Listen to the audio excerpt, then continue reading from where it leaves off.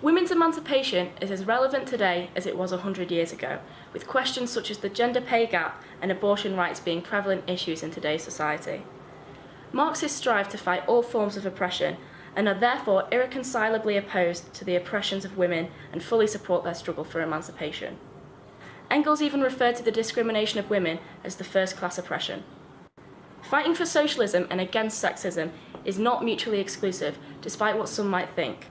The two go hand in hand, as do other issues, such as fighting for socialism and against racism. However, Marxists believe the only way to smash all sorts of oppression is through the theory and practice of the class struggle and a socialist revolution.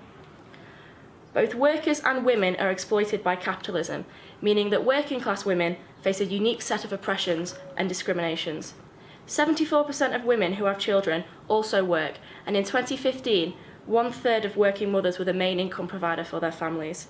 This means that not only are women expected to be a part of the workforce, but they are also assumed to be the member of the family that will carry out the domestic tasks at home, such as childcare and cleaning. Under capitalism, women are doubly exploited and are expected to take these tasks placidly.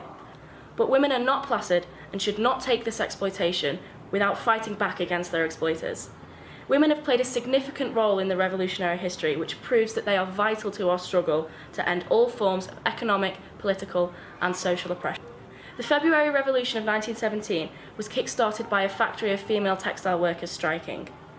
After being told they were not allowed to demonstrate, the women marched around the factories of Petrograd and invited many of the factories full of workers to join them in the strike. This defiant move from working-class women led to a political revolution that was integral for advancing the material conditions that made the Russian Revolution of October possible. Another example is from Britain.